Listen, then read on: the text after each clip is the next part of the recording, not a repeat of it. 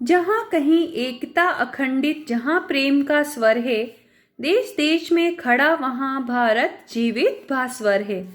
भारत वहाँ जहाँ जीवन साधना नहीं है भ्रम में, धाराओं को समाधान है मिला हुआ संगम में।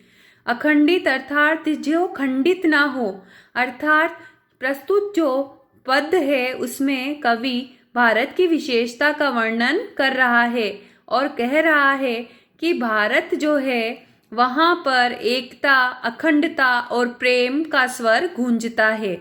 देश देश में खड़ा वहाँ भारत जीवित भास्वर है। भास्वर अर्थात दीप्तिमान देश। भारत एक जीवित देश है। यहाँ के लोगों में जीवंतता पाई जाती है और इन्हीं गुणों से यह दीप्तिमान देश बना हुआ है। भारत वहाँ जहाँ जीवन साधना नहीं है भ्रम में। इस देश में किसी भी प्रकार का कोई भी भ्रम नहीं है। धाराओं को समाधान है मिला हुआ संगम में। संगम अर्थात मेल या मिलन होना। यहाँ पर अनेक प्रकार की धाराओं और विचारों के लोग रहते हैं और सभी का मेल यहाँ पर हुआ है। अर्थात कवि यहाँ पर कहना चाह रहा है कि इस देश में विविधता या विभिन्नता पाई जाती है। अनेक धर्म संप्रदायों के लोग यहाँ पर रहते हैं और उनका यहाँ पर मेल होता है, लेकिन सभी प्रेम पूर्वक और अखंडता के साथ, भाईचारे के साथ यहाँ पर रहते हैं।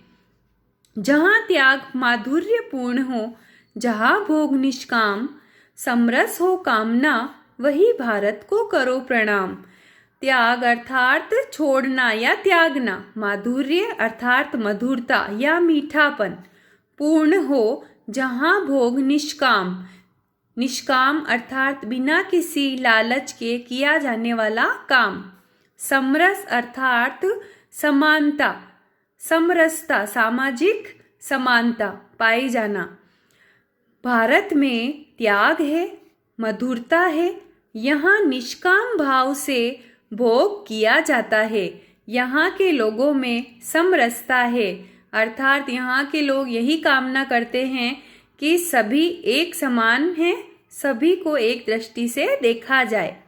वही भारत को करो प्रणाम, इसी भावना से भरे भारत को प्रणाम करना चाहिए।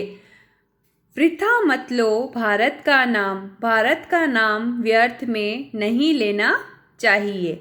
अर्थात प्रस्तुत जो कविता है उसमें कवि ने भारत के वास्तविक स्वरूप को दर्शाया है कि जो भारत है वह मानचित्र में दर्शाया गया भारत नहीं है। भारत का जो वास्तविक स्वरूप है वह उसके आंतरिक गुणों और विशेषताओं से भरा हुआ है।